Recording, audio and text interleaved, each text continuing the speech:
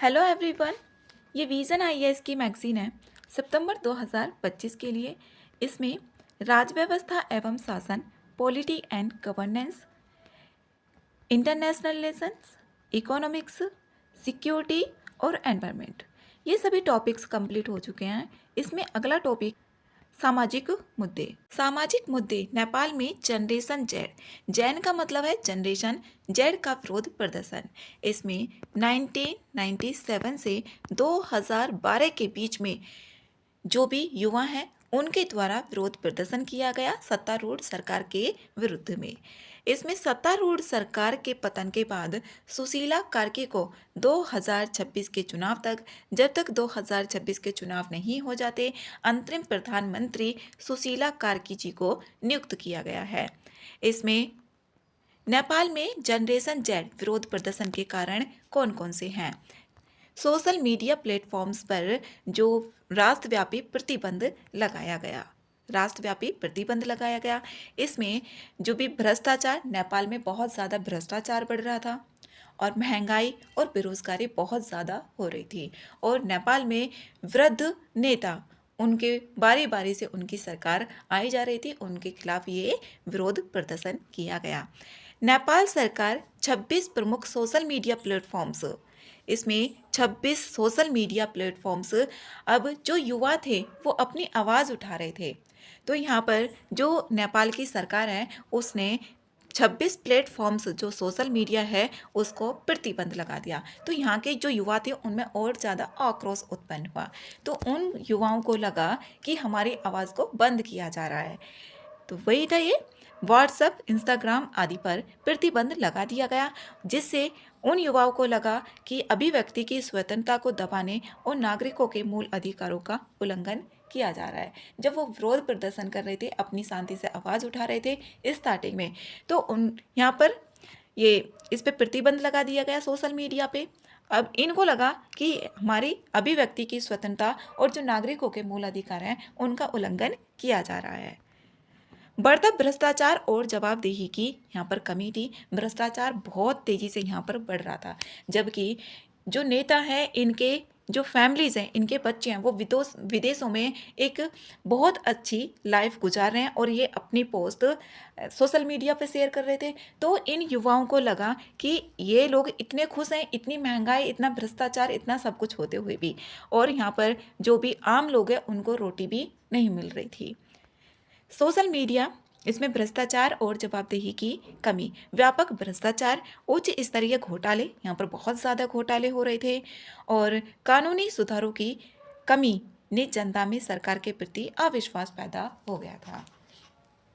Social media पर viral हुए post, यहाँ पर जो राजनेता हैं, राजनेताओं के बच्चों की विलासितापूर्ण जीवन शैली, जो राजनेताओं के बच्चे हैं वो बहुत अच्छी जिंदगी जी रहे थे और विदेशों में घूम रहे, और उनके बहुत बड़े बड़े घर हैं, और सोशल मीडिया पर अपनी पोस्ट भी रिलीज कर रहे हैं। तो जो आम युवा हैं उनको यही लगा कि ये लोग इतनी अच्छी विलासितापूर्ण जिंदगी जी रहे हैं, और यहाँ पर नेपाल में जो आम इंसान है उनको साथ में बहुत ज़्यादा गलत किया जा रहा है।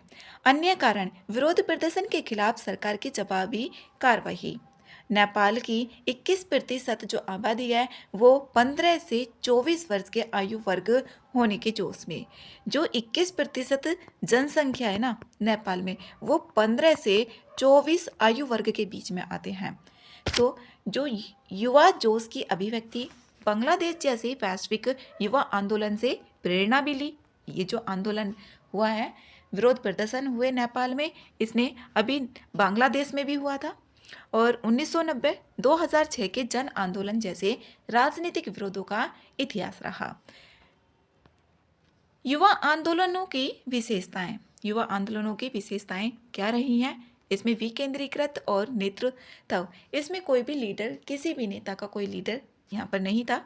जो भी ये विरोध प्रदर्शन था, कोई भी लीडर नहीं था, नेतृत्व रहित आंदोलन था। बी वाटर, यानी पानी जैसा बनो, रणनीति के तहत किसी स्थायी नेतृत्व के लचीलापन और परिस्थिति के अनुसार ढलना।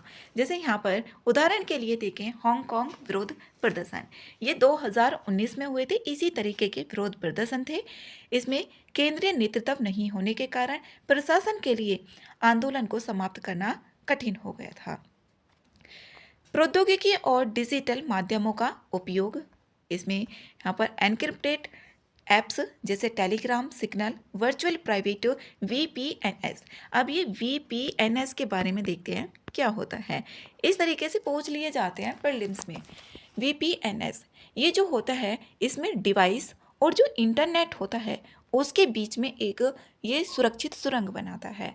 इसमें ना तो कोई भी जो डाटा होता है उसको कोई ट्रैक कर सकता है और ना ही इसमें कोई देख सकता है। जो डिवाइस हो गई और इंटरनेट होती है, इसके बीच में एक सुरक्षित सुरंग होती है जिससे ऑनलाइन गतिविधि सुरक्षित और निजी रहती हैं। इसमें जो IP एड्रेस होता है फ़ोन का, जैसे IP एड्रेस होता है, हर फ़ोन का अलग अलग IP एड्रेस होता है, उसको ये छुपाता है जिससे ना तो कोई देख सके और ना ही ट्रैक कर सके। ये होता है VPNs।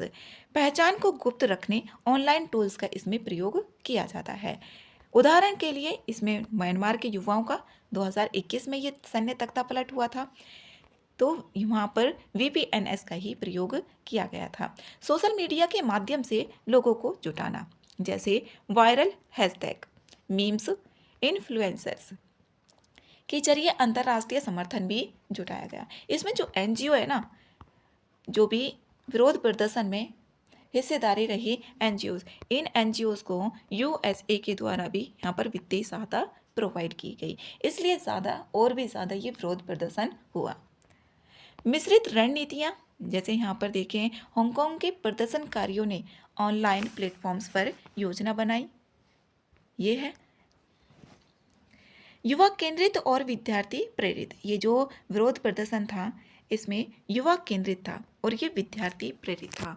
इसमें जो भी विद्यार्थी थे उनको यूनिफॉर्म में और बैग टांग कर बुलाया गया था।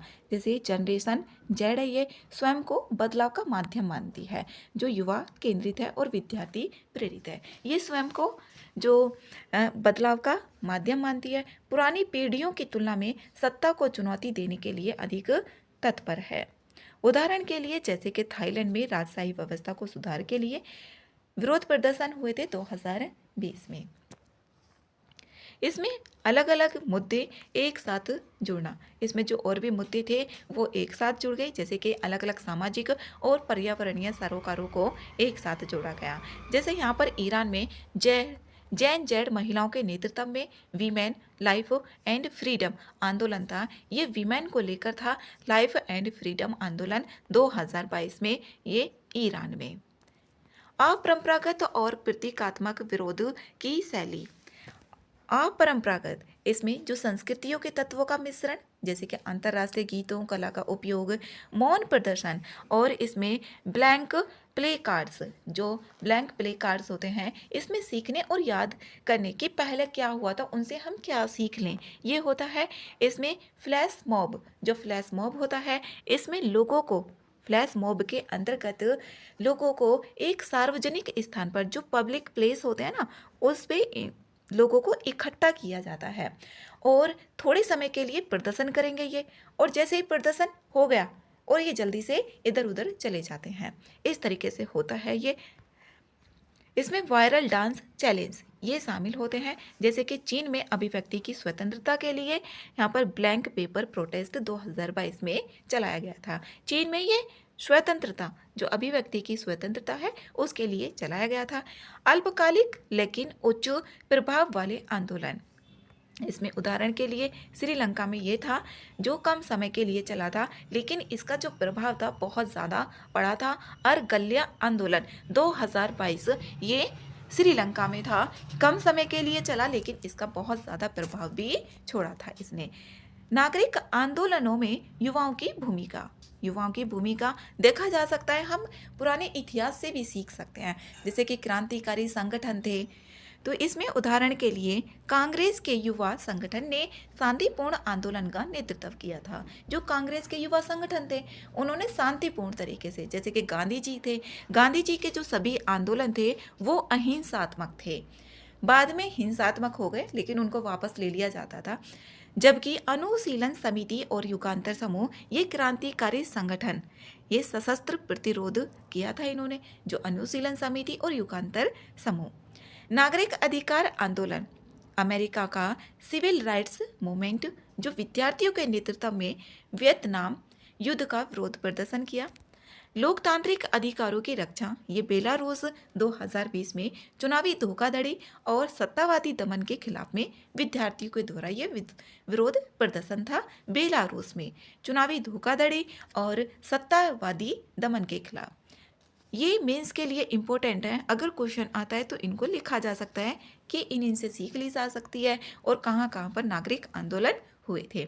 सुशासन और पारदर्शिता की मांग में, जैसे उदाहरण के लिए भारत में 2011 में भ्रष्टाचार विरोधी आंदोलन हुआ था। भ्रष्टाचार के खिलाफ था ये, जो 2011 में हुआ था, और इसने व्यापक जन जागरूकता भी पैदा की थी और अंततः लोकपाल संस्था के गठन का मार्ग भी इसने प्रशस्त कर दिया था, लोकपाल संस्था के रूप में। इसमें आगे की राह देखते हैं। युवा केंद्रित आर्थिक नीति बनाना, जो युवा केंद्रित आर्थिक नीति है उनको बनाया जाए। अब नेपाल में बहुत ज़्यादा महंगाई और बेरोजगारी बहुत ज़्यादा हो रही थी और भ्रष्टाचार बहुत ऊंचे लेवल पर चला गया था। तो यहाँ के जो युवा है ना, बहुत ज़्यादा परेशान हो गए, उनको खाने को भी नहीं मिल रहा। और यहाँ पर जो ग्रेजुएशन कर रहे थे, जो भी छात्र ग्रेजुएशन कर रहे थे, उनको नौकरी कर करके फीस देनी पड़ रही थी। इतनी ज़्यादा यहाँ पर महंगाई हो गई थी, बहुत ज़्यादा बेरोजगारी बढ़ गई थी।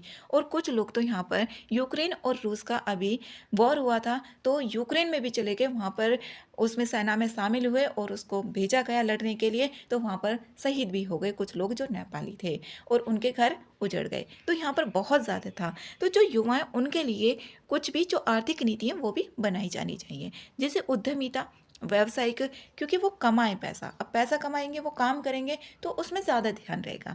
कौशल विकास को बढ़ावा देना चाहिए, जैसे मेडेलिन कोलंबिया में लाइब्रेरी पार्क बनाई गई और रूटा, ये इनोवेशन हब जैसी जो पहल है युवाओं को अपराध से दूर रखते हैं। ये जो पहलें होंगी ये अपराध से दूर रखेंगे और विकास के वाहक में बदल दिया जाता है। नीति निर्माण में युवाओं की सक्रिय भागीदारी होना, जो नीति निर्माण में उसमें युवाओं की सक्रिय भागीदारी होनी चाहिए, जैसे सामाजिक एकजुटता और स्थिरता सुनिश्चित होती है इससे। शहरी रेजिलियंस का विस्तार करना, जो शहरी रेजिलियंस है ये एक लचीलापन रणनीति होती है। जो रेजिलियंस होता है ना, रेजिलियंस का मतलब ये एक लचीलापन रणनीति होती है। इसमें जो भी व्यक्ति होते हैं उनको और प्लस जो संगठन होंगे उनको, जैसे कठिनाइयाँ, बदलाव और संकट आ रहे हैं उनका सामना करने के लिए या उबरने के लिए मदद करती है, जो लचीलापन नीति होती है, रेजिलियंस नीति होती है। और इसका जो उद्देश्य होता है वो संचालन है, उसको बनाए रखना, निरंतर बनाए रखना। उत्तरदायी शासन सुनिश्चित करना, जो उत्तरदायी शासन है, रिस्पॉन्सिबल होना, जो भी शासन है, इसमें संवाद, शिकायत निवारण और नीति के प्रचार के लिए सोशल मीडिया के सही उपयोग को बढ़ावा देना चाहिए, ना कि गलत सूचनाओं से निपटने के लिए प्रयास करना चाहिए। तो नागरिक सहभागिता को इसमें बढ़ावा दिया जाना चाहिए, जो उत्तरदायी शासन सुनिश्चित करना है। ये मेंस के लिए जो इम्पोर्टेंट है ये सारा सब, और नेपाल से रिलेटेड आता ही है, जो भी पड़ोसी देश होते हैं अंतर्राष्ट्रीय संबंध में। ये सोशल का भी टॉपिक है और इंटरनेशनल रिलेशन का भी है, उसमें भी इसको यूज़ किया जा सकता है, जितने भी ये पॉइंट्स हैं। सॉफ्ट पावर और समुदाय को जोड़ना, जो सॉफ्ट पावर है जैसे कि नागरिक शिक्षा, स्वयं सेवा, सांस्कृतिक कार्यक्रम, इनको बढ़ावा देकर युवाओं में व्यवस्था और इनके प्रति जो भी जुड़ाव की भावना है उसको विकसित करना चाहिए। और यहाँ पर जैसे कि जलवायु कार्रवाई है, उसमें भी समुदाय की भागीदारी होनी चाहिए, जैसे कि जलवायु कार्रवाई, SDG गोल्स हैं, स्थानीय समस्याओं के समाधान में भी युवाओं की भागीदारी शामिल की जाए।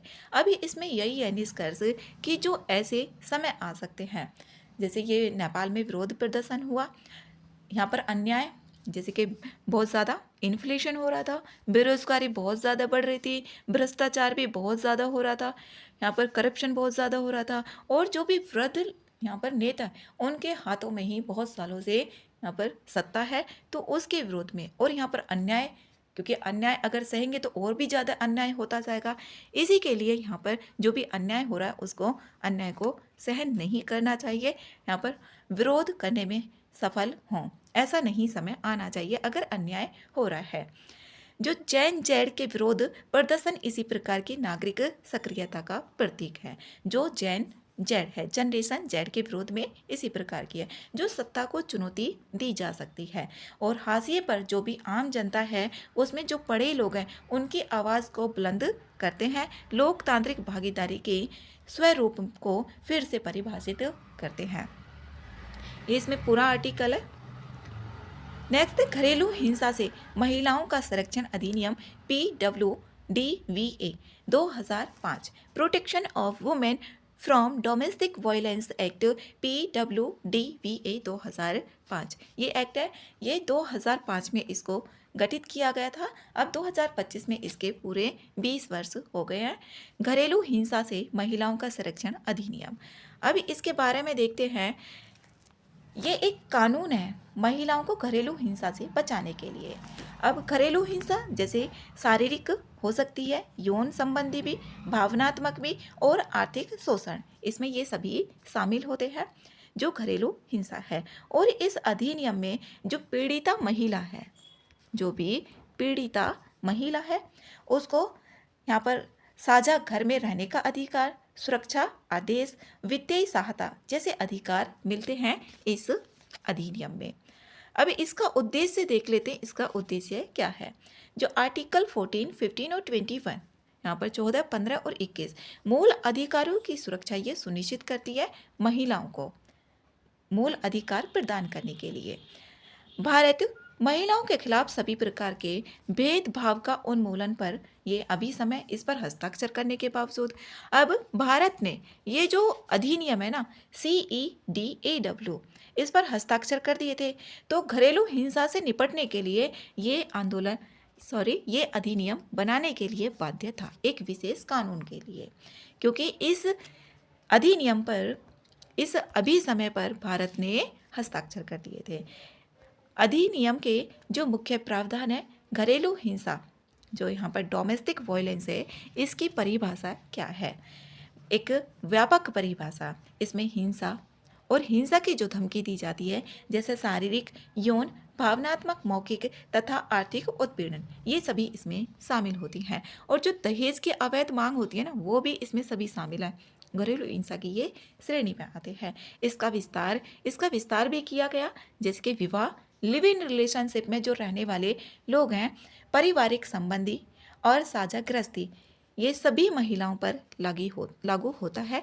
जो भी महिलाएं लिव इन रिलेशनशिप में रह रही हैं, इसके लिए कुछ वाद भी थे, जैसे कि डी वेलुस्वामी बनाम डी पचे अम्बलवाद 2010 का, जो लिव इन रिलेशनशिप में महिलाएं रहती हैं। महिलाओं के अधिकार, साझा गृहस्थी में रहने का अधिकार, भले ही घर का स्वामित्व किसी के भी पास में हो, अगर वो साझा गृहस्थी में रहती है, उन पर भी ये अधिकार लागू होता है। बच्चे की अस्थायी कस्टडी या अभिसुरक्षा का अधिकार, इसमें अन्य राहतें भी हैं, जैसे संरक्षण आदेश, घरेलू हिंसा की पुनरावृत्ति को रोकने के लिए इसमें सहायता भी दी जाती है, जैसे कि बच्चे और स्वयं और बच्चों के भरण पोषण के लिए क्षतिपूर्ति आदेश भी इसमें दिया जाता है। संस्थागत व्यवस्था देख लेते हैं, जैसे संरक्षण अधिकारी, इसमें संरक्षण भी प्रदान किया जाता है। जो भी पीड़िता महिला है उसकी सहायता की जाएगी, कानूनी मदद दिलाई जाएगी, राहत आदेश का पालन किया जाता है और मजिस्ट्रेट को रिपोर्ट देने के लिए भी की जाती है। सेवा प्रदाता, इसमें सेवाएं भी दी जाएंगी जो पीड़ित महिला है, जैसे परामर्श, आश्रय, चिकित्सा सहायता भी और कानूनी सहायता भी प्रदान कराई जाती है पीड़िता महिला को। सरकार के कर्तव्य भी, जैसे कि जन जागरूकता बढ़ाई जाएगी, प्रशिक्षण दिया जाएगा संबंधी अधिकारियों को और सभी हितधारकों के बीच में समन्वय भी स्थापित किया जाएगा। इसमें समय पर प्रक्रिया और परिवर्तन भी किए जाएंगे। समय पर न्याय, की बात करता है। ये 60 दिनों के भीतर जो भी सिविल न्यायिक राहत है वो भी प्राप्त की जाएगी। कितने दिनों के भीतर? इसमें 60 दिनों के भीतर है। इसमें साक्ष्य भी उपलब्ध कराए जाएंगे। क्या क्या साक्ष्य है? दंड, जैसे न्यायालय के आदेशों का उल्लंघन करने पर कारावास या जुर्माना भी हो सकता है। इसमें दंड देने की जब बात की जाएगी। क्या यह अधिनियम सफल रहा? इसके बारे में देखते हैं, क्या यह सफल रहा? न्यायिक निर्णयों के माध्यम से संरक्षण के दायरे का विस्तार। जो न्यायिक निर्णय है उसके माध्यम से संरक्षण दायरे का, न्यायिक निर्णय के माध्यम से, जैसे उदाहरण के लिए देखें, डी वैल्यू शामी बनाम डी 25 अम्बल 2010 वाद। इसमें यही बताया गया कि जो लिव इन रिलेशनशिप में रहने वाली महिलाएं हैं उनको संरक्षण अधिकार दिए जाएं। इसमें उनके भरण पोषण के लिए, जो भी लिव इन रिलेशन में महिलाएं रहती हैं उन भरण पोषण का दावा इसमें किया जा सकता है। और इसमें CRPC की जो धारा 125 है उसके तहत भरण पोषण का जो दावा है वो दायर किया जा सकता है। और इसमें ये भी बोला जा सकता है कि पत्नी भी उसको माना जा सकता है। फिर इसमें यहाँ पर दूसरा, हीरालाल पी हरसोरा बनाम कुसुम हरसोरा 2016 का वाद। इसमें सुप्रीम कोर्ट ने जो घरेलू हिंसा होती है महिलाओं को संरक्षण प्रदान किया था धारा 2Q के अंतर्गत। और इस वाद में जो हीरालाल पी हरसोरा बनाम कुसुम हरसोरा 2016 वाद है, इसमें जो पुरुष शब्द था, जो वयस्क पुरुष शब्द है, उसको हटा लिया गया था, जिससे ये अधिनियम और समावेशी हो गया था। महिलाओं को किसी भी परिवार के सदस्य जिनमें महिलाएं रिश्तेदार भी शामिल होते हैं उनके खिलाफ भी घरेलू हिंसा की शिकायत दर्ज की जा सकती है। प्रतिवादी के रूप में केवल पुरुषों की होने की बाध्यता इसमें हटाई गई थी। घरेलू हिंसा कानून के तहत दर्ज मामलों में गिरावट की गई है। जो घरेलू हिंसा में, अब 2021 की बात करें, 2021 में कितनी थी? ये 507, जबकि 2022 में ना घटकर ये 468 हो गई है, 468 हो गई है। घरेलू हिंसा में जो भी दर्ज मामले थे उसमें गिरावट आई है 2021 से 2022 में। और इसी प्रकार देखें, जो पति पत्नी के बीच में हिंसा के मामलों में भी कमी देखी गई है। यहाँ पर NFHS national family health survey जो 4 है, तो इसमें 2015-16 के अनुसार कितनी थी? यहाँ पर 31.2% जो विवाहित महिलाएं थीं उनके इस तरह की हिंसा की शिकायत थी, जबकि इसमें 2019-20 में ये कितनी रह गई है? 29.3% रह गई है। NFHS 2015-16 में 31.2, जबकि इससे 2019-20 में ये 29.3% रह गई है। महिला अधिकारों को मान्यता और सांस्कृतिक परिवर्तन, ये परिवर्तन किए गए। अब त्वरित संरक्षण हेतु नागरिक उपाय, इसमें नागरिक उपाय जैसे कि संरक्षण आदेश, आश्रय का अधिकार, भरण पोषण का आदेश भी इसमें दिया गया है। अन्य उपलब्धियों की बात करें तो जो शारीरिक क्रूरता है, दहेज उत्पीड़न है, उसके अलावा दुर्व्यवहार के विभिन्न रूपों को कानूनी मान्यता दी है। जैसे IPC की धारा 498A में पिछले कानून के दायरे से बाहर है ये, और सहायता प्राप्त करने के लिए कई अन्य साधन भी प्रदान किए गए हैं। इसमें चुनौतियां भी हैं, इसके जो क्रियान्वयन है उसके लिए चुनौतियां।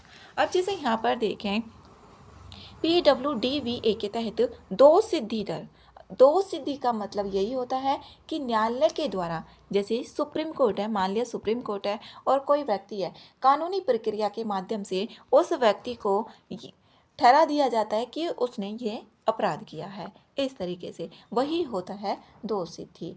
कानूनी प्रक्रिया होती है और व्यक्ति को इसमें अगर अपराध सिद्ध कर दिया जाता है तो जुर्माना और कारावास दोनों हो सकती है। इसमें किसी व्यक्ति का देखा जाता है कि उसने अपराध किया है या नहीं किया है। इसकी दर लगभग 18%। राष्ट्रीय अपराध रिकॉर्ड ब्यूरो जो NCRB रिपोर्ट 2022 है, उसके अंतर्गत कितने हैं? ये 18%। दो सिद्धि को दर्शाता है जो बहुत कम मामलों में सजा हो पाती है, और इसमें से भी बहुत कम, यहाँ पर बहुत कम सजा हो पाती है न्यायिक और कानूनी सीमाएं भी हैं, जैसे कि SR बत्रा बनाम तरुणा बत्रा 2007 का है ये। इसमें सुप्रीम कोर्ट ने साझा घर की परिभाषा को संकीर्ण करते हुए महिलाओं के लिए संरक्षण का दायरा सीमित कर दिया। साक्ष्य और प्रमाण जुटाने में समस्याओं का सामना करना पड़ता है। सामाजिक और सांस्कृतिक बाधाएं भी आती हैं। कानूनी सुरक्षा के बावजूद घरेलू हिंसा की अधिक घटनाएं भी देखने को मिलती हैं। जैसे 2022 में यहाँ पर कितने अपराध मामले पति या उनके रिश्तेदार द्वारा क्रूरता से संबंधित थे, 31.4%। ये कानूनी सुरक्षा के बावजूद घरेलू हिंसा, कानूनी सुरक्षा दी जा रही थी, उसके बाद भी इतने मामले दायर किए गए उनके पति या फिर रिश्तेदारों के द्वारा। ये IPC धारा 18,498 से संबंधित थे। इसमें अन्य चुनौतियां भी देख लेते हैं। संरक्षण अधिकारियों को पर्याप्त प्रशिक्षण नहीं देना, कर्मचारियों की कम संख्या इस कानून को प्रभावी तरीके से लागू करने में मुख्य बाधा है। जो भी ये कानून है इसको प्रभावी तरीके से लागू नहीं किया जा रहा है, ये बाधा आ रही है। जो संरक्षण अधिकारी हैं उनको पर्याप्त प्रशिक्षण नहीं देना। एक जो ट्रेनिंग है वो भी अच्छे से दी जाए। प्रशिक्षण विशेष रूप से ग्रामीण क्षेत्रों में आश्रय गृहों, जो आश्रय गृह हैं उनको, जो भी पीड़िता महिला या जिसके भी साथ में हिंसा की जा रही है महिलाओं के प्रति, उनको आश्रय गृह और सेवा प्रदाताओं की जो संख्या है वो भी कम है। पुलिस अधिकारी घरेलू हिंसा से जुड़े मामलों में असंवेदनशीलता दिखाते हैं जो पुलिस अधिकारी हैं। घरेलू हिंसा में केवल महिलाओं को ही पीड़ित माना जाता है। यहाँ पर घरेलू हिंसा में केवल महिलाओं को ही माना जाता है, जबकि पीड़ित पुरुषों के मामले की उपेक्षा की जाती है। ये भी यहाँ पर कभी कभी केस में ऐसा हो जाता है कि महिलाएं गलत भी होती हैं जबकि पुरुष सही होते हैं। तो इस जो अधिनियम है गलत तरीके से उपयोग ना किया जाए। घरेलू हिंसा से निपटने के लिए भारत सरकार द्वारा जो भी उपाय हैं, जैसे कि वन स्टॉप सेंटर, यह मिशन शक्ति नामक अम्ब्रेला योजना वो होती है जो एक व्यापक योजना होती है जिसमें छोटी छोटी योजनाओं को भी अपने अंतर्गत ये समाहित करती है। जैसे कि अम्ब्रेला योजना है और जो इससे रिलेटेड योजना थी ना उनको भी ये अपने अंदर शामिल करती है। छोटी छोटी योजनाओं को ये शामिल कर लेती है और इसका जो उद्देश्य होता है ये विशिष्ट क्षेत्रों में, जैसे कि महिला सुरक्षा हो सकती है, कृषि में हो सकता है, उच्च शिक्षा में सुधार करना हो सकता है। वन स्टॉप सेंटर मिशन शक्ति के अंतर्गत इसमें हिंसा की जो पीड़िता और संकट का सामना कर रही महिलाएं हैं, एक ही जगह पर उनको एकीकृत सहायता प्रदान की जाती है। वन स्टॉप सेंटर मतलब कि एक ही सेंटर पर जो भी अम्ब्रेला योजनाओं का एक घटक होता है, ये जितने भी सेवाएं प्रदान की जाएंगी वो एक ही स्थान पर की जाएंगी पीड़िता महिलाओं को। वन स्टॉप सेंटर का मतलब यही है। आपातकालीन प्रतिक्रिया सहायता प्रणाली, इसमें जैसे कंप्यूटर एडेड डिस्पैच CAD इसको बोला जाता है। डिस्पैच का मतलब जो होता है ना, इसका मतलब होता है भेजना, यहाँ पर प्रेषण करना, तुरंत रवाना हो जाना, ये होता है। और इसका जो उपयोग किया जाता है ये किया जाता है आपातकालीन सेवाओं में, जैसे कि पुलिस कर सकती है, अग्निशमन में, एम्बुलेंस के लिए जो कॉल और संसाधनों का इसमें प्रबंधन के लिए किया जाता है। पुलिस संसाधनों का कंप्यूटर एडेड डिस्पैच ये शामिल होता है। अब निर्भया कोष का देखते हैं। इसके अंतर्गत पुलिस अनुसंधान एवं विकास ब्यूरो जो BPRND ने जांच अधिकारियों, अभियोजन अधिकारियों और चिकित्सा अधिकारियों के लिए प्रशिक्षण और कौशल विकास कार्यक्रम शुरू किए हैं। इसमें निर्भया कोष को जो 2012 में निर्भया गैंग रेप कांड हुआ था उसके बाद में इसको शुरू किया गया था 2013 में, और 2013 में इसकी घोषणा की थी वित्त मंत्री P चिदम्बरम जी के द्वारा की गई थी।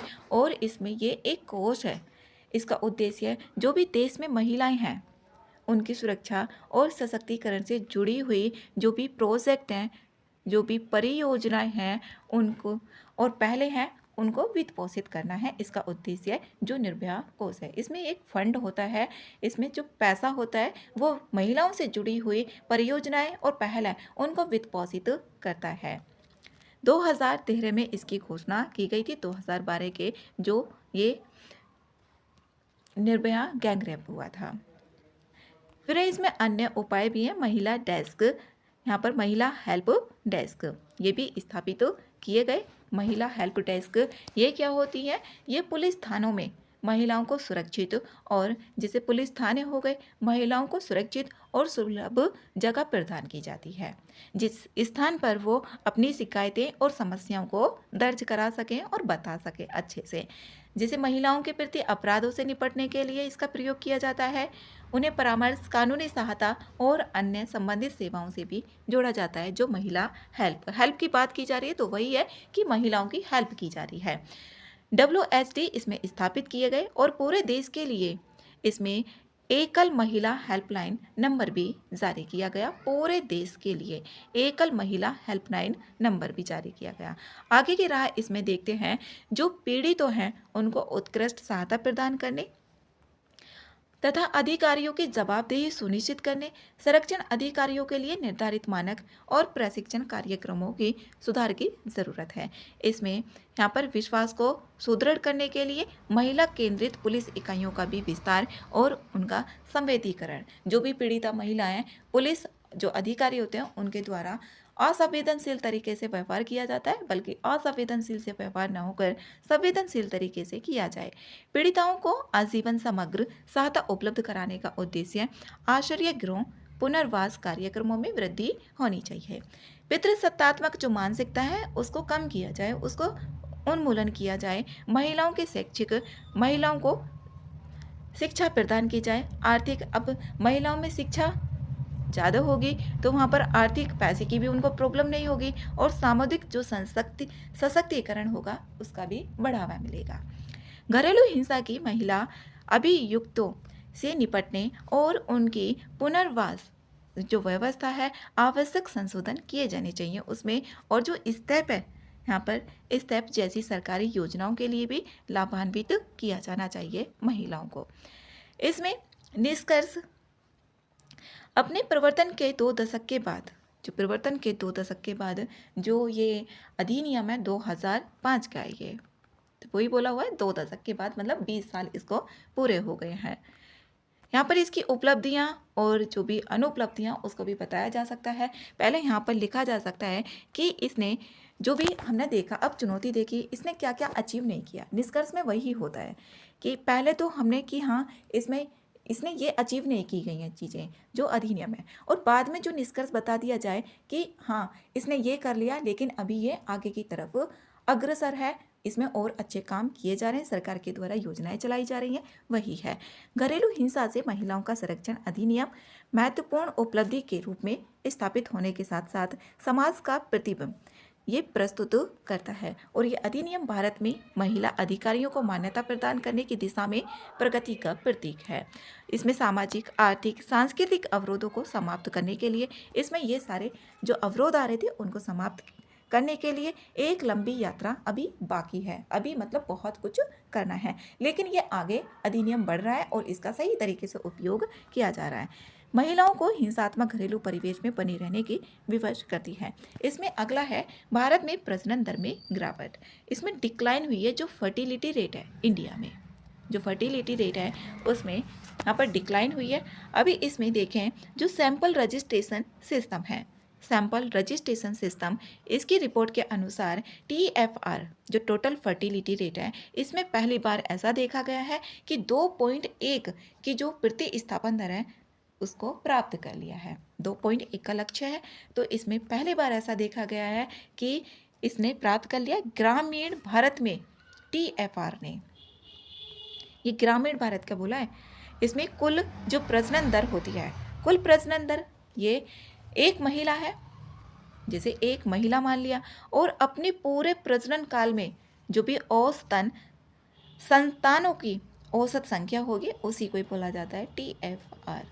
कितने बच्चों को वो जन्म देती है औसतन, ये है। राष्ट्रीय स्तर पर देखें, राष्ट्रीय स्तर पर 2023 में भारत में जो कुल प्रजनन दर 2023 में राष्ट्रीय स्तर पर ये 1.9, जो भारत में कुल प्रजनन टोटल फर्टिलिटी रेट है ये 1.9 थी।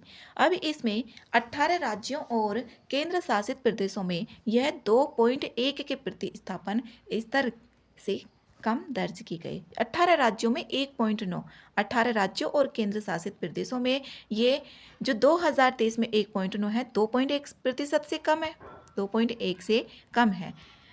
इसमें ग्रामीण बनाम शहरी, ग्रामीण क्षेत्रों में जो कुल प्रजनन दर है वो कितनी है, अभी इसमें आर्टिकल में बोला गया है कि पहली बार ऐसा हुआ है, जबकि शहरी क्षेत्रों में ये 1.5 है। और जहाँ पर साक्षरता, शिक्षित ज़्यादा महिलाएं होंगी वहाँ पर यह कम देखने को मिलेगी।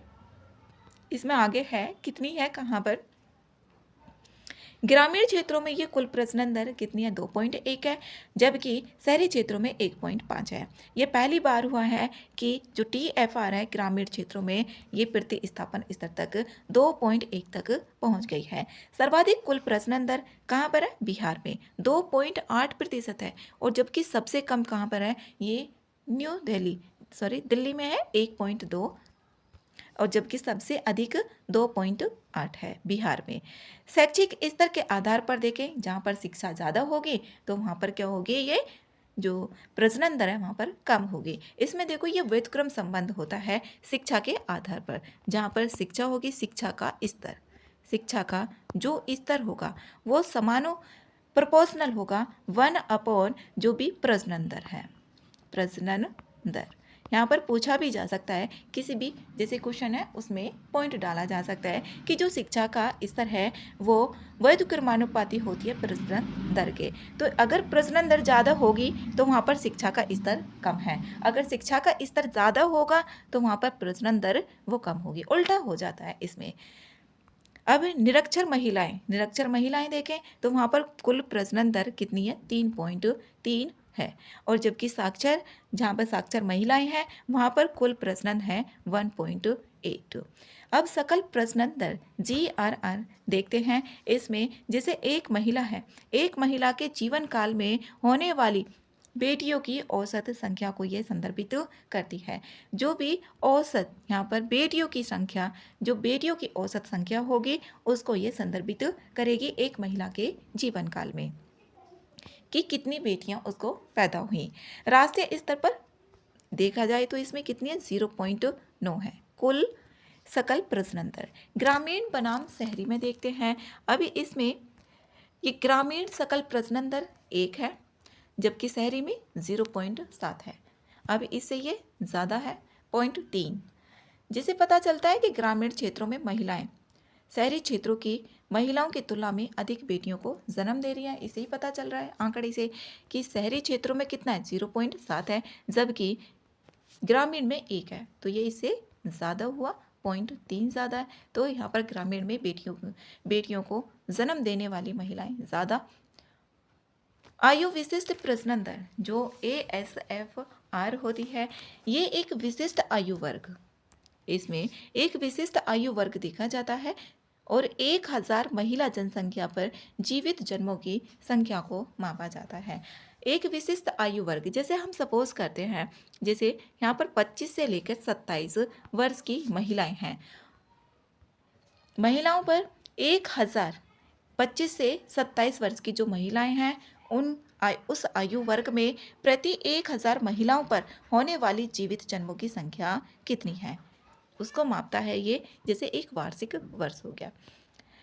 युवा महिलाओं जैसे कि 15 से 29 वर्ष की, यहाँ पर कमी दर्ज की गई है जो 15 से 29 है, जबकि ये वृद्ध महिलाओं में ज़्यादा देखी गई है 30 से 49 में। जो इस आयु वर्ग की जो महिला है ना उनमें ज़्यादा वृद्धि देखी गई है ASFR की। सर्वाधिक प्रजनन दर ये किस में हुई है, 25 से 29 आयु वर्ग की जो महिला है ना उनमें प्रजनन दर कितनी रही, 136.8 रही, जबकि 20 से 24 में ये कम देखी गई। 25 से 29 जो वर्ष की इस आयु वर्ग में महिलाएं आती हैं उनमें 136.8 दर्ज की गई और 20 से 24 आयु वर्ग में कमी देखी गई। राष्ट्रीय स्तर पर जो अब इसमें यहाँ पर देखते हैं अशोधित जन्म दर CBR, क्रूड बर्थ रेट। जो क्रूड बर्थ रेट होती है ये होती है किसी विशेष वर्ष में जीवित जन्मों की कुल संख्या।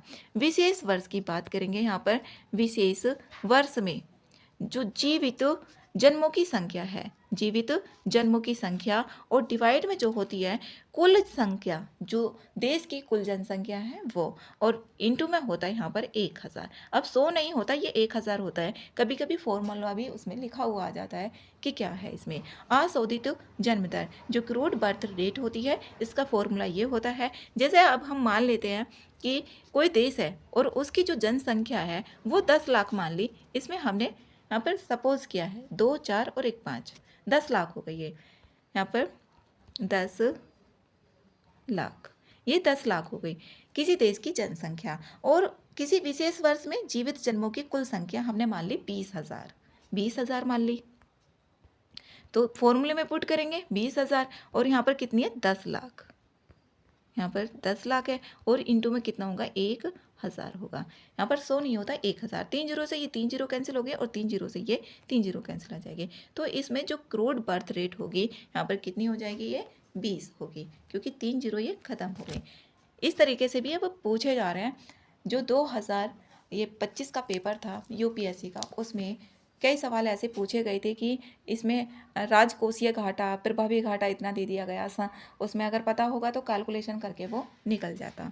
तो इसमें यहाँ पर सीबीआर, इसमें देखिए राष्ट्रीय स्तर पर कितना है, ये 18.4 2023 में, और 2022 से ये 0.7 अंकों की गिरावट भी दर्शाती है। पिछले 5 वर्षों में राष्ट्रीय कुल अशोधित जन्म दर कितनी थी, ये 1.6 अंकों की गिरावट दर्ज की गई है इसमें। और ग्रामीण में देखें शहरी क्षेत्रों में 14.9 है, जबकि ग्रामीण क्षेत्रों में ये 20.3 है। सबसे जो अधिक है वो बिहार में है, और सबसे कम ये तमिलनाडु में है। प्रजनन दर में गिरावट के कारण देख लेते हैं कौन कौन से कारण हैं। परिवार नियोजन कार्यक्रम जो होंगे उनको प्रभावी तरीके से लागू किया जाएगा, तो तभी यहाँ पर प्रजनन दर में कमी आएगी। ये है विवाह और मातृत्व के प्रति सामाजिक सोच में बदलाव। पालन पोषण के उच्च मानक, जो पालन पोषण है उसके उच्च मानक होंगे, तब ये होगा, प्रजनन दर में कमी आएगी। स्वास्थ्य देखभाल सुविधाओं में सुधार और शिशु मृत्यु दर में कमी। पुत्र के जन्म को प्राथमिकता देने की सोच में कमी आना, तब भी प्रजनन दर कैसा होगा, कम होगा। बढ़ती इनफर्टिलिटी और गर्भपात की दर, ये भी यहाँ पर इसमें प्रजनन दर में कमी आई है। जो इनफर्टिलिटी मामले हैं उनमें वृद्धि ज़्यादा हो रही है, और गर्भपात की जो बढ़ती दर है प्रजनन दर में गिरावट के प्रमुख कारणों में शामिल है। अब इसमें कुल प्रजनन दर में गिरावट के प्रभाव, सकारात्मक इसमें प्रभाव कौन कौन से हैं। अगर गिरावट होगी, आर्थिक रूप से सक्रिय आबादी में वृद्धि होगी, जैसे कि 15 से 59 वर्ष की जो आयु वर्ग है इसमें सक्रिय होगी आर्थिक रूप से। आर्थिक विकास को प्रोत्साहन मिलेगा, और सामाजिक असमानताओं की कमी भी होगी। जो सामाजिक असमानताएं हो रही हैं उसमें कमी होगी, जैसे कि शिक्षा, स्वास्थ्य देखभाल, सामाजिक सेवाओं को सबके लिए सुलभ बनाना आसान होता है।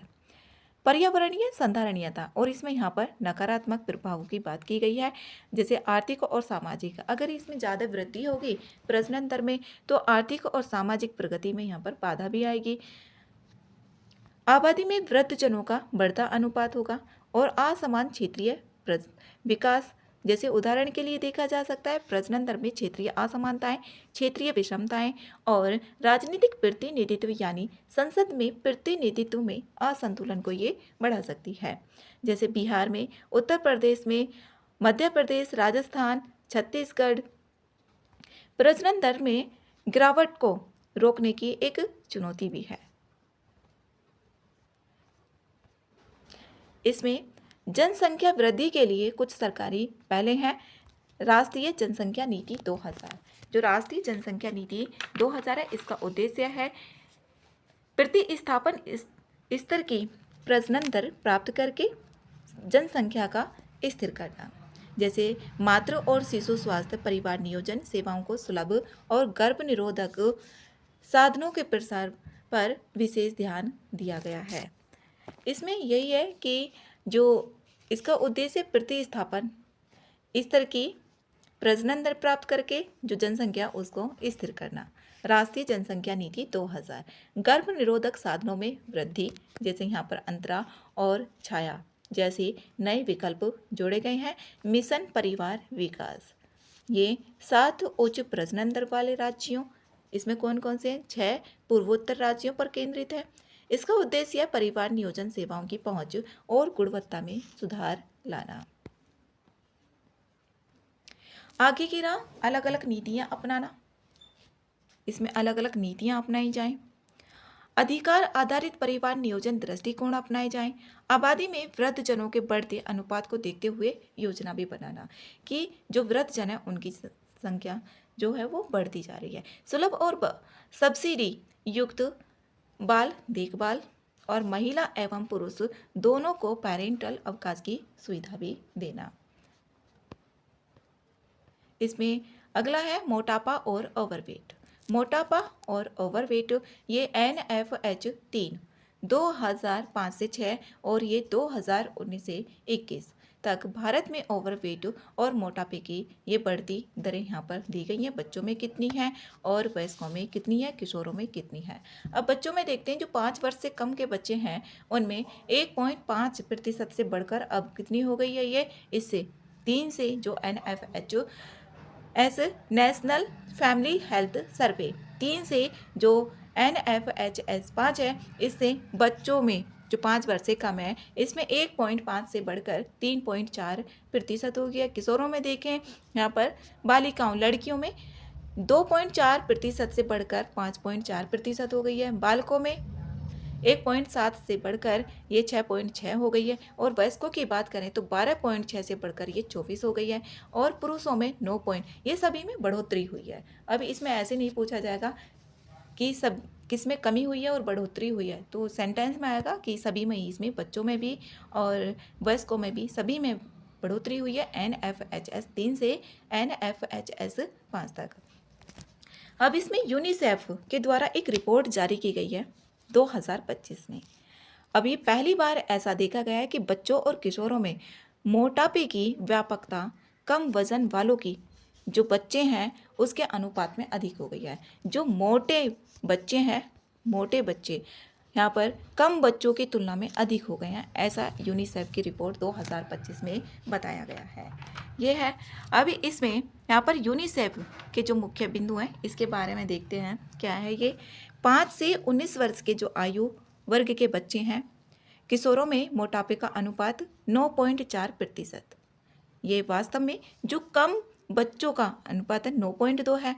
अब मोटे जो यहाँ पर 5 से 19 वर्ष के जो बच्चे हैं इसमें मोटापे का जो बच्चे और किशोर है मोटापे का कितना है 9.4 है। और जबकि जो बच्चों में जो वजन कम है वो कितने बच्चे हैं 9.2% हैं। तो यहाँ पर ये इनकी संख्या अधिक हो गई है, यही बोला गया है इस रिपोर्ट में। मोटापा वर्ष 2000 की 3% के अनुपात से ये 3 गुना बढ़कर 9.4% हो गया है। जबकि कम वजन वाले बच्चों का अनुपात ये 13% से घटा है। ये घटा, इसमें भी ये ऑप्शन करके पूछा जा सकता है, इसमें ऑप्शन बनाकर कि जो कम वजन वाले बच्चों का अनुपात है लगभग ये 13% से घटकर 9.2 हो गया है। वैश्विक स्तर पर 5 वर्ष के जो कम आयु के प्रत्येक 20 में से एक शिशु 5% है, जो एक शिशु है। और 5 से 19 इसमें एक बच्चा और किशोर 20% अधिक वजन ओवरवेट की श्रेणी में है। अब इसमें उप सहारा अफ्रीका और दक्षिण एशिया को छोड़कर सभी में मोटापे में वृद्धि हुई है। इनको छोड़कर प्रत्येक क्षेत्र में मोटापे की दर कम वजन दर की से अधिक है। किस किस को छोड़ दिया जाए? उप सहारा अफ्रीका को और दक्षिण एशिया को, जिसमें भारत भी शामिल आता है। बाल मोटापे में वृद्धि के कारण कौन कौन से हैं? इसमें स्वास्थ्य को नुकसान पहुंचाने वाले आहार का सेवन करना, जैसे कि अल्ट्रा प्रोसेस्ड खाद्य पदार्थ होते हैं।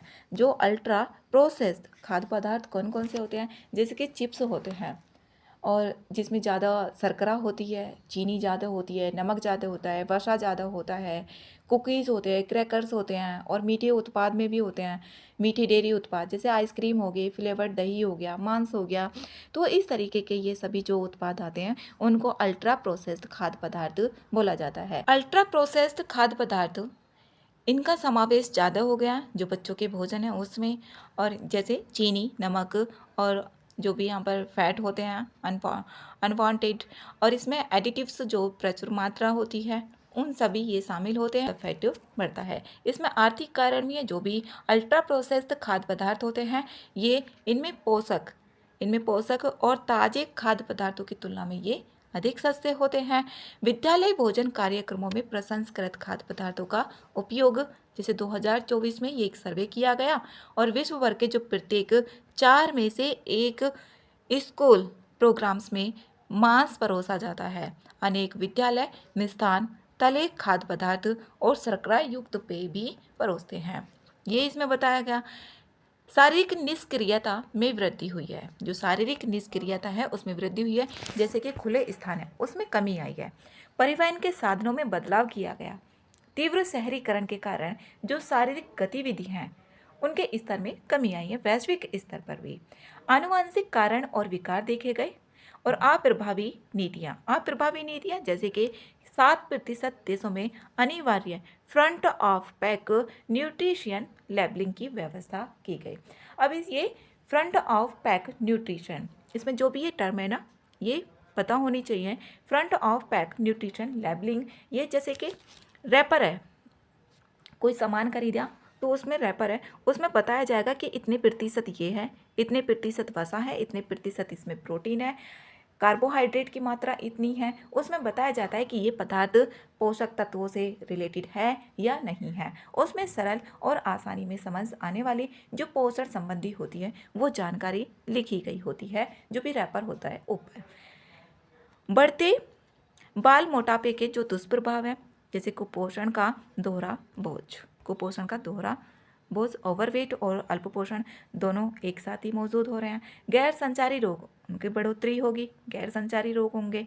इसमें ओवरवेट और मोटापे से जो ग्रस्त बच्चे होंगे, किशोर होंगे, ये आगे चलकर इसमें जो टाइप 2 मधुमेह होते हैं, गैर संचारी, इसमें हृदय रोग, हार्ट संबंधी हो जाता है, मांसपेशी और हड्डी संबंधी इसमें विकार होते हैं। गंभीर गैर संचारी रोगों का भी इसमें खतरा बढ़ता है। देश की अर्थव्यवस्था पर प्रभाव भी पड़ेगा। जब मोटे किशोर बच्चों में वृद्धि होगी तो आगे भी उनका जो मोटे ही होंगे, तो इसमें यहाँ पर जो कार्यबल की उत्पादकता होती है वो कम होगी, और वृद्धि से जो भी यहाँ पर स्वास्थ्य देखभाल की लागत इसमें बढ़ती है, तो इसमें लागत कम होगी, जो कार्यबल की उत्पादकता घट जाती है। मोटापे की जो आर्थिक लागत है वो 2035 तक इसमें $4 ट्रिलियन से अधिक हो जाने का अनुमान लगाया गया है। मानसिक संबंधी चुनौतियां भी होंगी इसमें। बाल मोटापे और ओवरवेट से निपटने के लिए सरकारी पहले भी चलाई गई हैं, जैसे कि पोषण अभियान ये बच्चों, किशोरियों और माताओं, जैसे कि एनीमिया की कमी हो जाती है, पोषण से रिलेटेड है। एनीमिया अल्पवजन की जो समस्या उसको दूर करने से संबंधित है, और ये इसका उद्देश्य है। ईट राइट इंडिया मूवमेंट, ये उपभोक्ता जागरूकता, आपूर्ति पक्षीय कार्यक्रमों और विद्यालय स्तरीय उपायों के माध्यम से एक सुरक्षित स्वास्थ्य और सतत खाद्य प्रणाली को बढ़ावा देता है, जो ईट राइट इंडिया मूवमेंट है। आज से थोड़ा कम अभियान, इसमें जागरूकता, ये राष्ट्रीय स्तर पर जन जागरूकता फैलाई जाती है। वसा, शर्करा, नमक के उपभोग में धीरे धीरे कमी लाना, इससे रिलेटेड जागरूकता फैलाई जाती है। आज से थोड़ा कम मतलब कि जो भी मोटापे से रिलेटेड है उन चीज़ों को कम किया जाए।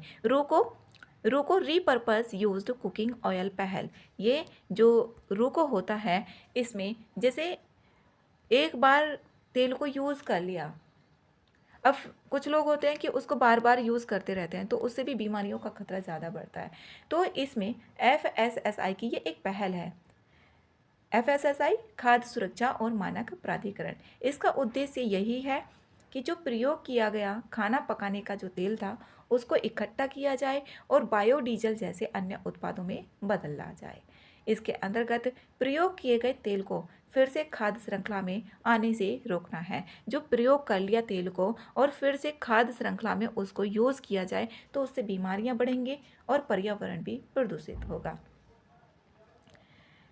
वैश्विक स्तर पर नीतिगत उपाय, जैसे कि WHO और यूनिसेफ के उपाय भी चलाए गए हैं यहाँ पर मोटापे को नियंत्रित करने के लिए। विद्यालयों में स्वास्थ्य अनुकूल माहौल बनाना, मीठे पेय पदार्थों पर कर लगाना, जंक फूड के विज्ञापनों पर नियंत्रण करना, जो जंक फूड है उनके विज्ञापनों पर, बाल मोटापे के ट्रेंड की राष्ट्रीय स्तर पर निगरानी सुनिश्चित करना। और जो सतत विकास लक्ष्य है यहाँ पर 3 है, ये लक्ष्य गैर संचारी रोगों से जो भी मृत्यु होती है उनको कम करने पर केंद्रित है। इसमें आगे की राह जो भी पौष्टिक खाद्य पदार्थ है उनका सेवन को बढ़ावा दिया जाए, सुरक्षित स्तनपान किया जाए, कानूनी उपायों का पालन किया जाए, शारीरिक जो व्यायाम है उनको प्रोत्साहन दिया जाए और जन जागरूकता भी फैलाई जाए। इसमें निष्कर्ष, बाल मोटापे की समस्या से निपटने के लिए जो बहु क्षेत्रीय दृष्टिकोण है उनकी आवश्यकता है। और यहाँ पर जो SDG है, सस्टेनेबल डेवलपमेंट गोल्स, इसके अनुरूप होने चाहिए कानूनी उपाय, पौष्टिक आहार की, और इसमें योजनाओं को भी लिखा जा सकता है कि ये योजनाएं चलाई जा रही हैं पोषण से रिलेटेड। इसमें यहाँ पर आगे हैं संक्षिप्त सुर्खियाँ। महिलाओं पर कार्यस्थल पर यौन उत्पीड़न रोकथाम निषेध व निवारण अधिनियम 2013 POSH। अब इसमें सुप्रीम कोर्ट ने बताया है कि जो राजनीतिक दल है ना, वो कार्यस्थल उनको नहीं माना जा सकता, राजनीतिक दलों को, और जो राजनीतिक दल हैं वो इस अधिनियम के अंतर्गत भी नहीं आते यहाँ पर, क्योंकि इन पे नहीं माना जा रहा है। अब इसमें देखते हैं, ये जो अधिनियम है ना POSH, ये 1997 के विशाखा निर्णय पर आधारित है। विशाखा निर्णय पर ये एक जैसे कि एक सुरक्षित कार्य स्थान, यहाँ पर सुरक्षित कार्य वातावरण सुनिश्चित करने के लिए जो यौन उत्पीड़न है उनसे निपटने के लिए नियम और प्रक्रियाओं को स्थापित करता है। जो भी एक वातावरण है सुरक्षित होना चाहिए जहाँ पर किसी भी प्रकार की महिलाओं को समस्याएं ना हो। जैसे इसका विस्तार है यहाँ पर, सरकारी और निजी क्षेत्र, गैर सरकारी संगठन, शैक्षणिक संस्थान, अस्पताल और खेल परिसर, इनमें घरेलू कामगार डोमेस्टिक वर्कर्स भी शामिल है, आंतरिक शिकायत समिति ये शामिल है। इसमें कम से कम 50% सदस्य और अध्यक्ष महिला होनी चाहिए, ये बताया गया है 50%। और इसमें 10 या उससे अधिक जो कर्मचारी होंगे ना, हर कार्य स्थल पर इसका गठन अनिवार्य है, जो आंतरिक शिकायत रिपोर्ट है। और एक है इसमें स्थानीय शिकायत समिति, इसमें 10 से कम जो कर्मचारी हैं उन कार्यस्थलों की जुड़ी जो शिकायतें होती हैं उनका निपटारा किसके द्वारा किया जाएगा, स्थानीय शिकायत समिति के द्वारा। और 10 या 10 से अधिक हो गई ना, उसका किया जाएगा यहाँ पर आंतरिक शिकायत समिति जो ICC है इसके द्वारा। शिकायत दायर करना, इसमें जैसे घटना घटी उसके 3 महीने की अवधि, जो 3 महीने की अवधि है उसके भीतर आंतरिक शिकायत समिति या स्थानीय शिकायत समिति के पास शिकायत दर्ज करवाना ज़रूरी होता है। 3 महीने मतलब 90 दिनों के अंदर अंदर। नेक्स्ट है इसमें स्वस्थ नारी, जो स्वस्थ नारी सशक्त परिवार अभियान, ये प्रधानमंत्री जी ने यहाँ पर स्वस्थ नारी सशक्त परिवार अभियान इसकी शुरुआत की है। और देश भर में 1 लाख से अधिक यहाँ पर स्वास्थ्य शिविर भी लगाए जाएंगे, जिसमें महिलाओं में anaemia, high blood pressure, diabetes, cancer जैसी इनकी जांच की जाएगी। और इसमें जो शामिल मंत्रालय होंगे वो है केंद्रीय स्वास्थ्य एवं परिवार कल्याण मंत्रालय और महिला एवं बाल विकास मंत्रालय, इसकी ये संयुक्त पहल है। इसमें समुदाय की भागीदारी भी शामिल की जाएगी, जैसे आंगनवाड़ी, निक्षय मित्र, ये किससे संबंधित है, निक्षय ये टीबी से संबंधित है। भारत का लक्ष्य 2025 तक इसको समाप्त करना है, जबकि विश्व का लक्ष्य है 2030 तक समाप्त करना टीबी को। निजी अस्पताल ये सभी इसमें भाग लेंगे। अगला है सतत विकास लक्ष्यों की दिशा में प्रगति, जेंडर स्नैपशॉट 2025। इसमें UN वीमेन, जो UN वीमेन है वो और अनदेशा संयुक्त राष्ट्र आर्थिक और सामाजिक कार्य विभाग ने जारी की है। और ये 17 जो सतत विकास लक्ष्य हैं उनके मामलों में वैश्विक स्तर पर लैंगिक समानता की स्थिति में विस्तृत परिदृश्य प्रस्तुत किया गया है। बीजिंग +30 एक्शन एजेंडा के तहत प्राथमिक कार्य योजना, इसमें डिजिटल क्रांति, पुरुषों और महिलाओं के बीच यहाँ पर जो डिजिटल डिवाइड है उसको ख़त्म करना है। डिजिटल क्रांति, गरीबी से मुक्ति, हिंसा से मुक्ति, हिंसा को ख़त्म करना है। जो भी महिलाओं के खिलाफ हिंसा की जाती है उसको ख़त्म करना है। निर्णय लेने में महिलाओं को समान अधिकार, निर्णय लेने में पुरुषों के अधिकारी समान अधिकार होना चाहिए, समान होना चाहिए। शांति और सुरक्षा, महिला शांति और सुरक्षा एजेंडा और जलवायु न्याय भी, इनकी बात इसमें की गई है। इसमें जेंडर स्नैपशॉट 2025 जो रिपोर्ट है इसके बारे में है। जो विश्व है यहाँ पर 37.6 करोड़ महिलाएं, विश्व की 9.2% जो महिलाएं हैं वो चरम गरीबी में जीवन यापन कर रही हैं। और एनीमिया के ये इतनी करोड़ महिलाओं में से 9.2% जो महिलाएं हैं वो गरीबी में जीवन जी रही हैं। इसका मतलब यही है एनीमिया के प्रसार में 2030 तक इतने प्रतिशत वृद्धि का भी अनुमान किया गया है कि महिलाओं में 2030 तक 33% की वृद्धि का अनुमान है। स्वास्थ्य 2000 से 2023 के बीच 39% की कमी की गई है मातृ मृत्यु दर में। महिलाएं पुरुषों की तुलना में औसतन 3 वर्ष अधिक खराब सेहत के साथ जीवन बिताती हैं। जैसे कि पुरुष से 3 वर्ष अधिक, उनसे ज़्यादा खराब सेहत के साथ वो जीती हैं महिलाएं। शिक्षा, यहाँ पर अफ्रीका एशिया में माध्यमिक शिक्षा पूरी करने में वे पिछड़ जाती हैं। अफ्रीका में और एशिया में लड़कियां लड़कों से आगे रही हैं नामांकन के मामले में, लेकिन जो भी शिक्षा होती है माध्यमिक शिक्षा उसके मामले में ये पिछड़ जाती हैं महिलाएं।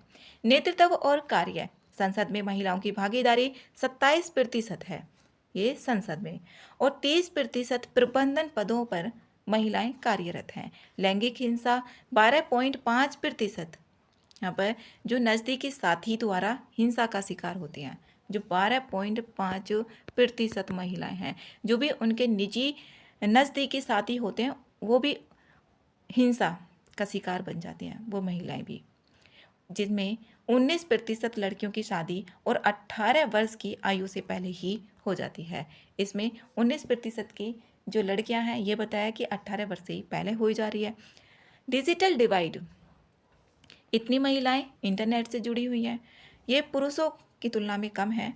और आर्टिफिशियल इंटेलिजेंस ऑटोमेशन की वजह से महिलाओं को नौकरियों में अधिक खतरे भी सामने देखने को मिल रहे हैं। जलवायु और संसाधन, इसमें इतने करोड़ अधिक महिलाएं गरीबी के नीचे हैं और 89.6 जो करोड़ महिलाएं हैं उनके पास खाना पकाने के लिए स्वच्छ ईंधन भी उपलब्ध नहीं है, जैसे कि एलपीजी गैस वगैरह। शांति और सुरक्षा 2024, इसमें 67.6 करोड़ महिलाएं प्राण घातक संघर्ष वाले क्षेत्रों में रह रही थी। प्राण घातक क्षेत्र की बात करें तो ये जो क्षेत्र होते हैं प्राण घातक, इसमें आते हैं जैसे कि जम्मू कश्मीर हो गया, जम्मू कश्मीर, नॉर्थ ईस्ट वाले राज्य हो गए, नक्सलवादी क्षेत्र हो गए, तो ये सभी जो क्षेत्र आते हैं ये आते हैं प्राण घातक क्षेत्रों की सूची में। इंटरसेक्शनलिटी, जो दिव्यांग महिलाओं को प्रजनन अधिकार, इंटरनेशनल से जुड़ने और राजनीतिक भागीदारी में गंभीर बाधाओं का सामना भी करना पड़ता है। इसमें जैसे नस्ल, लिंग, सामाजिक, आर्थिक स्थिति, ये सब, इसको अंतर्विभागीय पहचान भी बोला जाता है, इंटरसेक्शनलिटी। इसमें ये गंभीर सामनाओं का सामना करना पड़ता है जो दिव्यांग महिलाएं होती हैं। अब इसमें unified district information system for education plus, ये शिक्षा मंत्रालय, केंद्रीय शिक्षा मंत्रालय के द्वारा इस रिपोर्ट को जारी किया गया है। जो राष्ट्रीय शिक्षा नीति NEP 2020 है, इसकी शुरुआतों के अनुरूप है। ये जो 2020 की राष्ट्रीय शिक्षा नीति है उसके अनुरूप है और ये पहली बार राष्ट्रीय स्तर पर देश के सभी मान्यता प्राप्त स्कूलों से व्यक्तिगत छात्रवार इसमें डेटा इकट्ठा किया गया है। ये पहली बार है कि राष्ट्रीय स्तर पर देश के सभी जो मान्यता प्राप्त स्कूल हैं, जो भी मान्यता प्राप्त है, उनसे व्यक्तिगत छात्रवार जो डेटा है वो एकत्र किया गया है। अब इसके बारे में देखते हैं। देश भर में जो शिक्षकों की कुल संख्या है 2024 से 2025 के बीच में 1 करोड़ से अधिक हो गई है। ये 1 करोड़ से अधिक हो गई है 2024 से 25 में, और 2022 से 23 की तुलना में ये 6% की इसमें वृद्धि भी हुई है।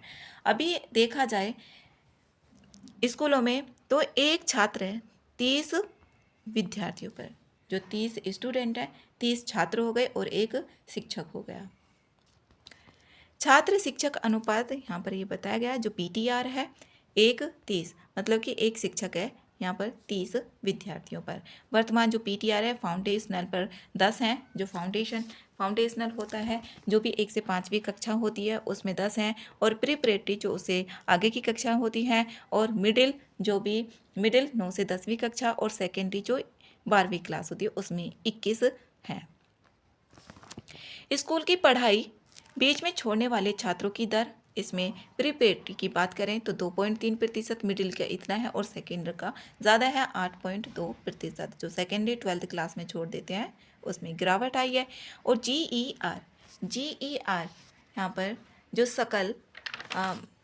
सकल नामांकन अनुपात जो होता है यहाँ पर GER, इसमें ये होता है जैसे कि उच्च शिक्षा में एग्जाम्पल लेकर देखते हैं।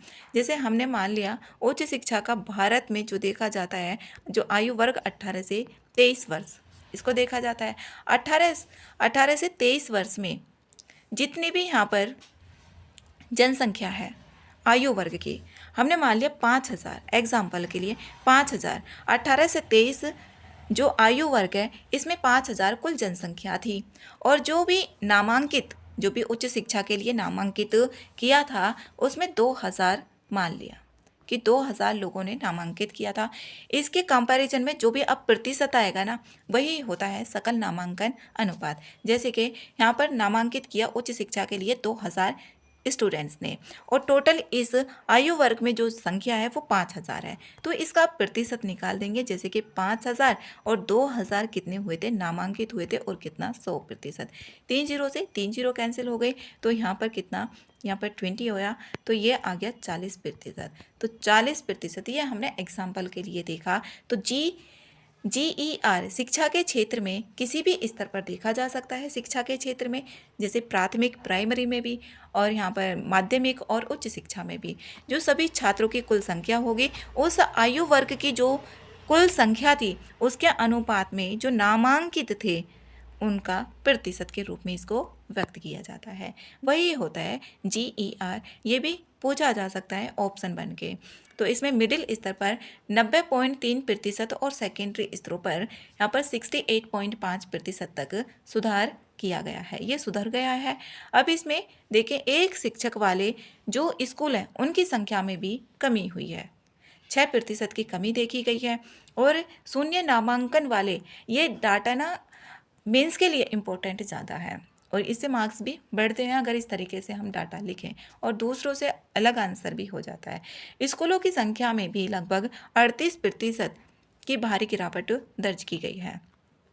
इसमें अवसंरचनाएं सुविधाओं की बात करें तो कंप्यूटर एक्सेस में 2023-24 में इतनी, और 2024-25 में इंटरनेट का ये, और लड़कियों के लिए शौचालय के ये थे, और महिला प्रतिनिधित्व लड़कियों का नामांकन इतना किया गया 2023-24 में, और यहाँ पर 24-25 में 48.3 किया गया, और महिला शिक्षक इसमें इतनी है, और इसमें 2024-25 में 54.2% यहाँ पर बड़ी है। व्यापक मॉड्यूलर सर्वेक्षण जो CMS शिक्षा है, इसका ये जो CMS है इसको जारी किया गया NSS के 80वें दौर का ये हिस्सा है, और राष्ट्रीय सांख्यिकी कार्यालय NSO और मॉस्पी द्वारा इसको जारी किया गया जो CMS है। और CAPI पद्धति, जो CAPI पद्धति है, कंप्यूटर सहायता प्राप्त व्यक्तिगत साक्षात्कार पद्धति इसको बोला जाता है। यहाँ पर इसमें लिखा हुआ भी है, इसका भी इसमें प्रयोग किया गया डाटा संग्रह के लिए। अब CAPI ये एक साक्षात्कार तकनीकी होती है, इसमें साक्षात्कार तकनीकी होगी ये। इसमें जो प्रश्नावली दर्ज की जाती है, जैसे कि प्रश्न पूछे जाएंगे ना, कंप्यूटर या टैबलेट का इसमें प्रयोग किया जाएगा। और जैसे कि प्रारंभिक में पारंपरिक कागजी साक्षात्कार का एक डिजिटल ये रूप है। पहले पारंपरिक तौर पर कागज साक्षात्कार का प्रयोग किया जाता था। तो इसमें डिजिटल उसका रूप है जो CAPI है, और डेटा संग्रह को ये अधिक सटीक और कुशल और तेज बनाती है, जो CAPI पद्धति है। NSS द्वारा जो पिछले सर्वेक्षण से ये अलग है, जो अभी इसको जारी किया गया है ना, CMS शिक्षा मॉड्यूलर को, तो ये पहले जो NSS द्वारा जारी किया गया था 75वां दौर, उससे ये अलग है। किस किस में अलग है? कवरेज, आंगनवाड़ी क्षेत्र। अब कवरेज की बात करें तो पिछले जो सर्वेक्षण होते थे वो सभी स्तरों की शिक्षा शामिल थी, सभी स्तरों की शामिल थी, जो सभी स्तर थे ना, प्राथमिक हो, माध्यमिक हो, उच्च हो, सभी थे। लेकिन इसमें केवल स्कूली शिक्षा पर यह केंद्रित है सर्वेक्षण, जो CMS सर्वेक्षण किया गया है केवल स्कूली शिक्षा पर। इम्पोर्टेंट है, प्रीलिम्स के लिए भी पूछा जा सकता है इसमें। आंगनवाड़ी केंद्र, इस सर्वेक्षण में जो आंगनवाड़ी केंद्र है उनको पूर्व माध्यमिक प्राथमिक शिक्षा के अंतर्गत वर्गीकृत किया गया था, लेकिन 75वें यहाँ पर इस सर्वेक्षण में किया गया पूर्व प्राथमिक शिक्षा के अंतर्गत। लेकिन जो 75वां दौर था उसमें अन्य अनौपचारिक शिक्षा के रूप में गिना जाता था। इसमें निजी कोचिंग की बात करें, 75 दौर के विपरीत इस CMS में स्कूली शिक्षा और निजी कोचिंग पर व्यय को अलग अलग एकत्र और प्रस्तुत किया गया है। इसमें निजी कोचिंग और स्कूली शिक्षा पर अलग अलग किया गया है। इसमें शिक्षा सर्वेक्षण है। सरकारी शिक्षा की भूमिका, सरकारी स्कूलों की हिस्सेदारी 55.9% है। इसमें शहरी क्षेत्रों की 30.1% की तुलना में ग्रामीण क्षेत्रों में ये 66% से अधिक है। निजी स्कूलों में जो नामांकन है, निजी स्कूलों में नामांकन जो यहाँ पर गैर सहायता प्राप्त स्कूल हैं, गैर सहायता प्राप्त स्कूल हैं, उनकी हिस्सेदारी 31.9% है। निजी कोचिंग का प्रचलन, निजी कोचिंग के प्रचलन की बात करें तो जो 1/3 छात्र हैं वो 27% हैं, और जो निजी कोचिंग ले रहे हैं या ले चुके हैं। ग्रामीण क्षेत्रों में ये कितनी है? 25.5 है, जबकि शहरी क्षेत्रों में ये अधिक है जो निजी कोचिंग ले रहे हैं। इसमें अगला है राष्ट्रीय संस्थागत रैंकिंग फ्रेमवर्क। इसे केंद्र सरकार द्वारा जारी किया गया NIRF रैंकिंग को, और इसमें समग्र श्रेणी में बात करें तो IIT मद्रास शीर्ष स्थान पर रहा, और Indian institute of science Bengaluru ने विश्वविद्यालय की श्रेणी में समग्र में IIT मद्रास शीर्ष स्थान पर रहा, जबकि विश्वविद्यालयों की श्रेणी में जो पहला स्थान प्राप्त किया वो यहाँ पर Indian institute of science Bengaluru ने प्राप्त किया।